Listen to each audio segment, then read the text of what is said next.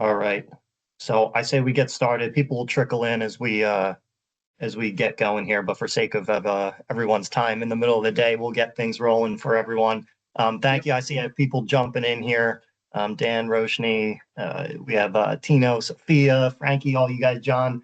I'll say right up front, there should be an option to pull up the chat if you guys do have questions while we're working through this. We won't be able to, you shouldn't be able to unmute yourselves to jump in, but you can type your question in the chat. If we have time at the end, we'll work through a lot of those questions, but we're going to go through a lot during the presentation. So I do recommend you hold off until we go through a few of the slides here, and we may answer those questions as we're working through. Thank you so much for everyone who has joined so far and for people who are trickling in. This is our first of the year online workshop that we're taking a little bit of a change from the in-person presentations. So we're hopeful that more and more people can make it as we do more and more of these too. We are today's topic, our first virtual workshop, is really revolving around long-term care and a very basic question that we see often. And that is when to start planning for long-term care. We get a question all the time is when should I start looking to go into our speakers here. So obviously myself, all of you know who I am on the call, but I'm the Director of Long-Term Care, Disability, and Life Insurances with Emmanuel Insurance. Been doing it for almost 10 years now, which was nuts. It feels like has not been that long. It's all I've ever done, and I have my designation in long-term care planning. So we are very specialized in this area. And then I have our Director of Sales, JT here. JT, if you want to give a little intro as well. Yeah. Hi, everybody. I'm JT Crosby. I'm the Executive Director of Sales and Risk Management for Emmanuel Insurance. I've been with the company since 2010. I graduated from Lehigh, and I help facilitate the personal lines department, the commercial lines department, and the life, disability, and long-term care department, along with Dylan. So thank you for joining. We hope that this is something that you'll get a couple pieces of educational nuggets. And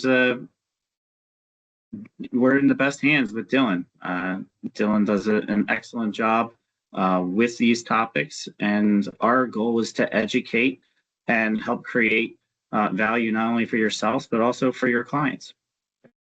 Absolutely. So with that, I'll turn it back to you. And another quick side note is we are planning on doing these workshops on a monthly basis. I believe it's going to be the third Thursday of each month, JT. So just be on the lookout for those. We're going to do more. We appreciate everyone sharing them and getting the word out. We're going to have it on different topics. It's not just going to be long-term care. We're going to have on different topics and subjects, different questions out there. And most of them are going to be half hour to an hour, different times of the day too. So be on the lookout for those. And with that, we're going to jump into our presentation here itself. I'm just going to start the basic, and I know many people probably know what long-term care is, but I like to start with it just so we have a good baseline. And long-term care really is an event in someone's life where they can no longer live safely on their own in a 30,000-foot view of it.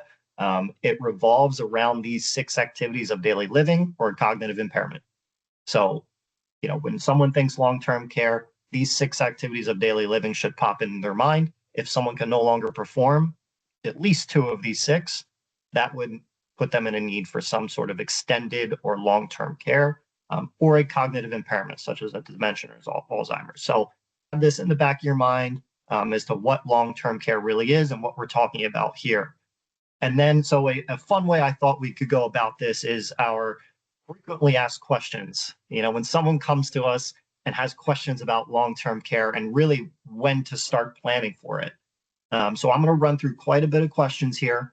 We're going to run through them. When I get to the end, if you have your own questions, feel free to type them in the chat and we can answer those if we have some extra time as well. First one, the one that leads to all of this, the presentation itself, is everyone wants to know what everyone else is doing, right? They want to follow the crowd. So we always get the question of, well, when do most people look into long-term care insurance? It is there really is no blanketed recommendation. I tell this to everyone, right? There isn't like, okay, this is the age, so you should do it. There are many factors that go into it. There's budget, assets, liabilities, health, age, so there really is no one answer to that. But if we move along, I'll get into a little more of a targeted, because the next question is, well, is there an ideal age? Like, again, when should I start looking?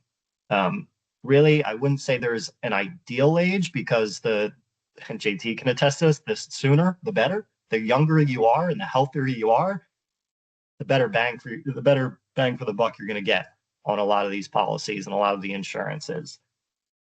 So, not ideal, but the sooner you can, the better. Most people come to us and are really considering more seriously long-term care planning when they're in their, I'd say, 45 to low to mid 60s range. That's really when the light bulb hits, or they see it within their own family, and they say, "Oh, I need to start planning for this." Right, now's the time. So that's pretty much the age range we see most people start planning. But if there's a means to it, and if it's within someone's budget and it makes sense, the earlier the better, of course. The benefits you're going to get now or when you're younger are going to be, for the same premium, much less when you are later on in life and your health decreases. Yeah, I'm living example of it. I'm 47 years old, and I just placed my policy last year. So there you go. And that's a great age range to do it. It's in that 40s age range for sure. Next question: how much does long-term care typically cost? Get it all the time. People just don't know what it costs. And then what is the average return on investment? So what are you getting for that money or that cost? What's the return that you're getting on the benefit? So again, it's a blanketed statement. So I hate blanketed statements. But typically we're looking at policies. Obviously, the sooner you do it, the less expensive it's going to be for the same benefits. But we're looking at policies on a monthly range, somewhere around 200 to 300 per month. If we're talking, there are some flexibilities which we'll get to as well. If we're talking single premium or over a set period of time, most time over the life of the contract, you're putting in somewhere in the 100, 150. Could be more, could be less, depending on what you're trying to get out of it. And the return on investment of that, day one, typically see that you're getting about a 3 times investment. So you're getting about 3 times on what you would have put into the life of the contract in a long-term benefit pool. So if someone dumped in 100,000, they move from one asset pool to another to this long-term care, they dump in 100,000, they're typically getting, on average, around a 3 times return. So they're getting around a 300,000, if not a little more, benefit long-term care pool to withdraw from. Keep in mind too, that's all tax advantaged. So there are no taxes paid on those benefits, which people love. Will I need a medical exam? Health does play a role in a lot of these plans. The answer in most scenarios is no. You will not need a medical exam. You will not need a blood draw. You will not need, for most long-term care planning that we're talking about. There are special situations where we're mostly targeting life insurance where you may, but for most scenarios, no medical exam is needed, which people like because it saves them that effort and time. And it's very simplified, the underwriting for a lot of these plans and policies. But with that said, health is definitely going to play a role, which is another reason why sooner is better. So it goes hand in hand with this question here. What if I have poor health? I always have someone that I'm talking to where they say, Dylan, you know what? I have diabetes. I have this medication. I have heart issue, whatever it is. And they instantly write themselves off and they say, I can't get it. I can't qualify for insurance, for long-term care insurance. And that's not necessarily true. A lot of times it's not true at all. We do have options to where if someone has some sort of poor health history or pre-existing condition that's going to knock them out, we can pivot to alternative routes that are going to require no medical underwriting whatsoever. And most people, they go, whoa, what? That's crazy. Again, they're alternative, so they're not going to be maybe as beneficial as the first option, right? The better option out there. But they're still very viable, very beneficial options for someone to consider, especially if they will not qualify through the standard medical underwriting of a normal policy. How much do premiums increase with age? A lot of these stay on theme here. Is it worth waiting? I get that question a lot, saying, hey, Dylan, if my health doesn't change, is it worth waiting a year, 2 years, 5 years, 10 years, whatever it is? The answer is always no. It is not worth waiting. You're rolling the dice. We don't know what's going to happen in the next year, 2 years, 5 years, 10 years, right? However long you plan on waiting. If your health changes and in an amount that could knock you out or lead to a decline, that's it. It's going to follow you for the rest of your life on these long-term care plans.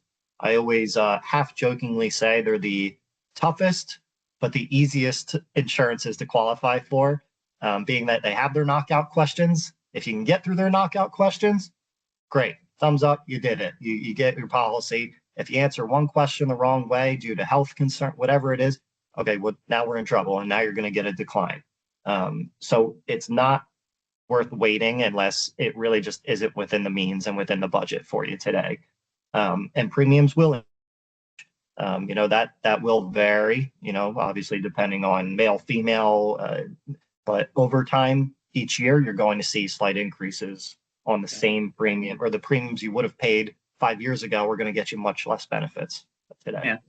One of the things, if I can just touch on that bullet point, the reason that I put a policy in place now to lock in that insurability and that pricing, knowing that I was getting a policy that wasn't going to cover me for the full extent of what I needed, but I also know that I can add more coverage down the road when I have more disposable income.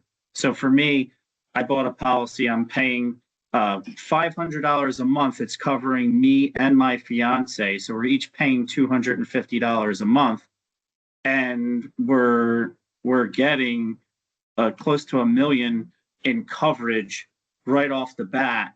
And I know that later on down the line, if we need to buy more, that we can do it. So I was locking in my premiums now, my insurability, with knowing if I need to buy more later, I can. Yeah, that's a great strategy. And that should be another question here, which I don't have, is can I have multiple policies? And the answer is yes, you can. So you can tier coverages. If you can't buy the full-blown plan today, at least lock in something that we can reevaluate in the future. How flexible are my options to pay the premiums?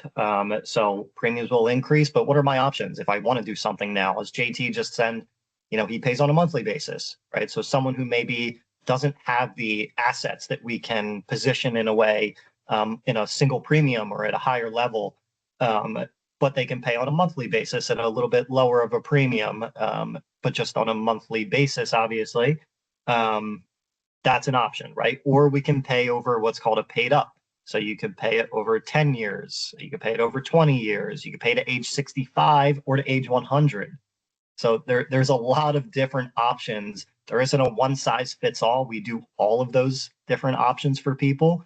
It just depends on their asset level, their current budget, and what they want to get out of the policy. So there are a lot of flexibilities. And my last question is set to age 65, just sharing. Yeah, there you go. So age 65, done. You don't know another dime. And can my long-term care insurance policy benefits or premiums ever change in the future? They cannot. 100%, we guarantee all of the numbers that we are presenting in most scenarios, right? In most of the scenarios we're showing, there are guarantees.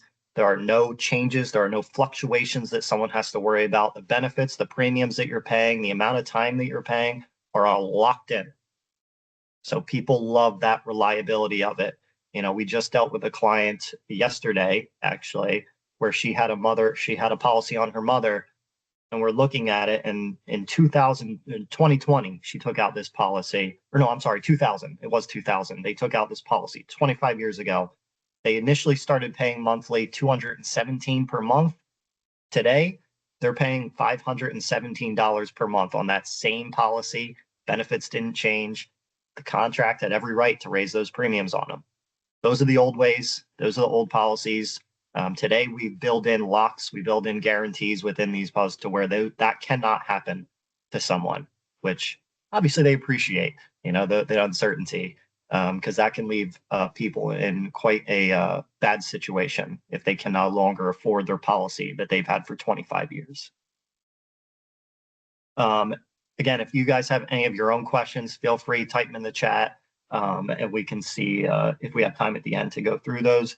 Some other high-level things I wanted to walk through with everyone with just the costs of long-term care. And this is when you're considering planning for long-term care. So, well, what does it cost today, and what will it possibly cost me in the future? The inflation on these numbers, take in mind this is from 2023. We'll probably have 2024 soon, I would imagine. But the inflation on these is quite high. So we'll probably see some big jumps on these numbers come 2024. Just good to keep in mind as to what's the type of care you'd like to be able to afford and the differences in those pricings. So to bring it kind of all full circle here, and when considering long-term care and answers a lot of those questions, those frequently asked questions as well is, okay, when we talk about doing it sooner, right? Sooner rather than later, options are available as soon as age 30.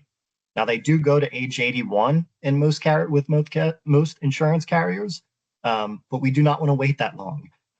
Once you really get into your late 60s, I'd even say, even past that, late 60s into your 70s, the options become much less viable and much more difficult to qualify for. So the sooner, if it is viable and within someone's budget, always the better with these types of coverages. And the great part is you can pay it off sooner and just let your policy go. There are health qualifications, personal history. You definitely want to take those into consideration. We don't want to wait till your health gets worse. That is only going to make things more difficult. The family history, if someone does have a dementia or Alzheimer's in their family history, like I do, I definitely consider these policies much more than I think any normal person would, just because that does follow the family timeline there. It does go from generation to generation. Alzheimer's just goes right down my family timeline. So we want to be able to consider that, say, all right, well, I need to plan for that in case it does ever happen to me, which is an ugly disease. Current assets, liabilities. We want to do this for budgeting purposes. Do we have other assets that we can rely on? This is where it becomes a little more tricky for younger professionals and adults, just because they may not have those assets built up yet. So maybe we're looking at more of a monthly basis to pay. But if we do have those assets, or we're working with higher net worth individuals, it could be very efficient tax-wise as well to move these policies or move a portion of those assets into long-term care. Social Security, Medicare, and Medicaid, we just want to take these into consideration when someone is planning, especially when they do get in their 60s. What do those incomes look like? What does Medicare possibly look like in their plan? We want to make sure that all fits together. And the all-important question is, who would your dependency and caretaking likely fall on? Most of the time, whether you like it or not, when someone needs help, and if something happened to you tomorrow, you ask yourself, well, who's probably stepping in? If I can no longer take care of myself safely tomorrow, it's either a spouse. If it's not your spouse, it is your sibling or your siblings or your children. A lot of times it falls on the children as well, financially, mentally, physically, everything.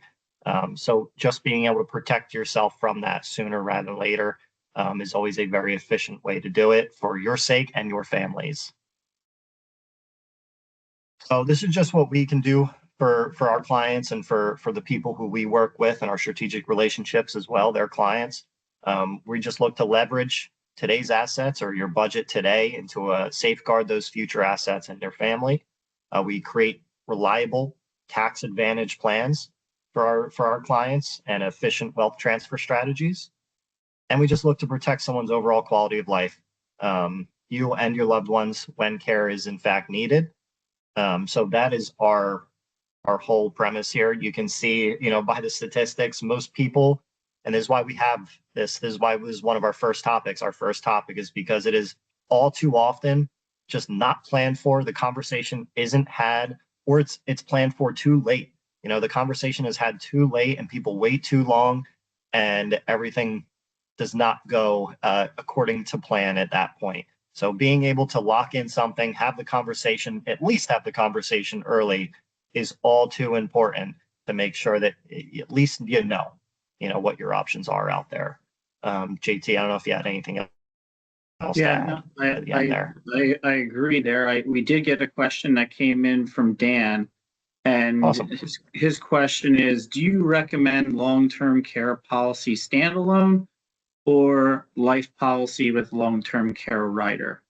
Yeah, the client I just Dan the client I just referred to, where they had the increases of their premium from 217 to 500 some, that was a standalone policy. Um, they uh, we jokingly JT and I always call them the dinosaurs of the industry. Um, very, I think there's only two, maybe three carriers that still even offer those standalone products. And in most scenarios, I can't really say never, but I've never written one of those policies. They're not viable in most situations, if ever. They're just the problems with them is they're use it or lose it products. So if you do not use them for long-term care, they're gone, right? There are no death benefits, there are no living benefits, there are no other than the long-term care, there are no other living benefits. There's nothing else you're getting out of that policy, and they have every contractual right to raise your premiums as they see fit to make a profit.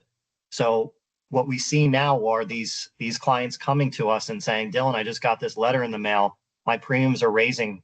They wrote in this letter, they're raising my premiums like 200, 300% over the next few years. And I can't do anything about it other than decrease my benefits or lose the policy. So those standalone policies are really, they're going away. They're much more heavily or much more favorably designed today, where we have them tied to life insurance as the chassis of these plans, or an annuity product.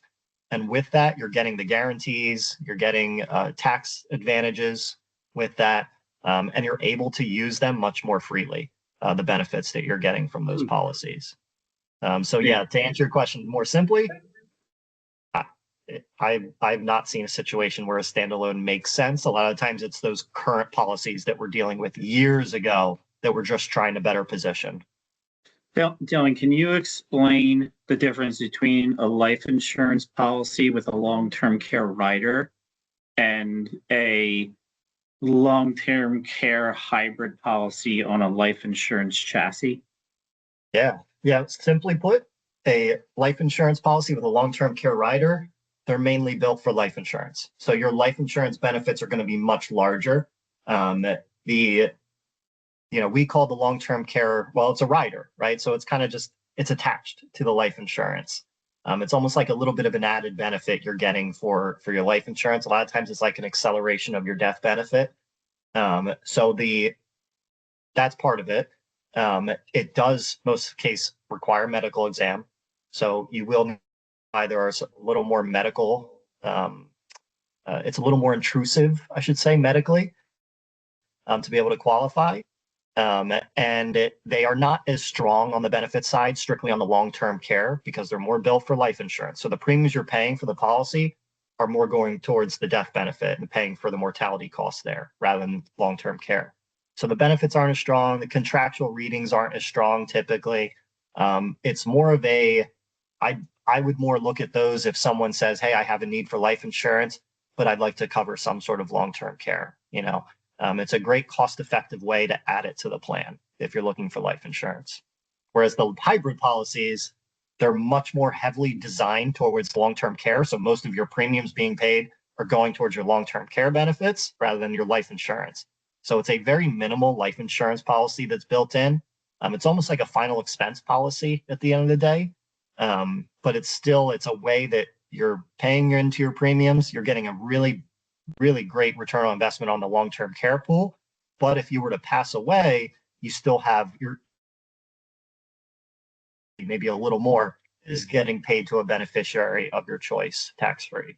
So it's still a way where you're not losing out on the policy that it's paying out. Dylan, in terms of internal rate of return, we were talking about 3x on our initial benefit. Let's say, like, for someone like me who has a policy that's in place for over 20 years, what would I be looking at in terms of a multiplier for the money that I've put in? So I mean, on average, you're looking around 3 times. Maybe it could be a little higher. There's a lot of different ways, without getting too into the weeds, that we can make it flexible as Yeah. well, to where it depends on the benefit amount, the benefit period, the cost of inflation rider that we're putting on that. But over time too is where you're going to really start seeing, because we're going to add in some sort of cost of inflation rider, to where you're getting 3%, 5% Yeah. each year built into your policy. So now you're just going to continue to see that incremental jump up of your benefit pool. So Yeah. over time, your rate of return is going to be increasing, just because what you're putting in is getting beat Right. out by what's being multiplied on that. Yeah, I was looking at the illustration, and so like I was getting 3x initially, and then Day like one, yeah. after 20 years, I'm getting 5.5 to 6x Yep. of what was there, because that policy is working for it. Dan has another question. He says, is there a medical exam with a hybrid policy? No, Nope. no medical exam. They will never ask for blood. They'll never ask for a medical exam. Really, it's as simple as a health questionnaire. So you will answer some pretty basic health questions. If you're over the age of 60, there is a cognitive test, which is very simple. It's basically a memory game that they play with you. So you need to do that. And then from there, they do a few basic database checks. Most scenarios, we have approvals in the next week, if not 2 weeks. So they're very quick turnaround times. Very rarely, it is very rare where they may go out for medical records if something does come up that they need further information on. But most of the time, they're able to make their determination based on the information they get from you and from those database checks. They don't need the medical records. Great. That's a good question, though, Dan. I just put in the chat to see, are there any other questions from the group?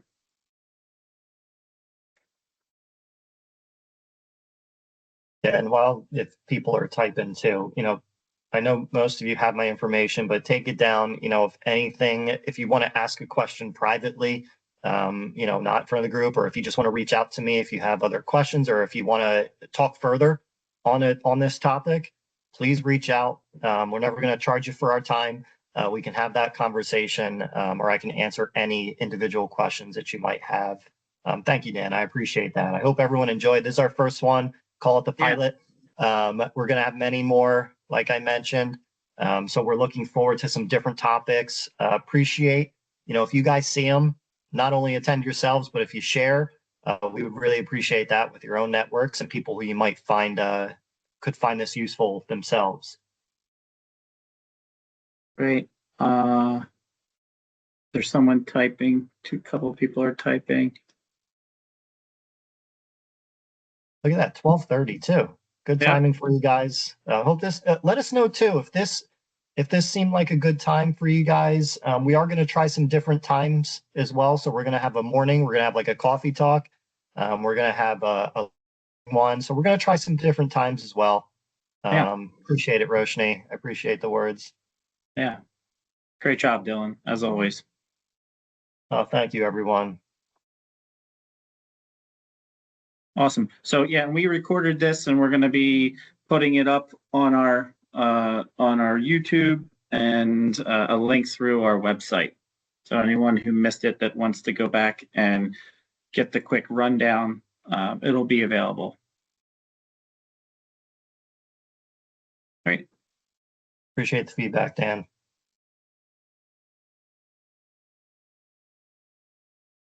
All right, everybody. That does it for today.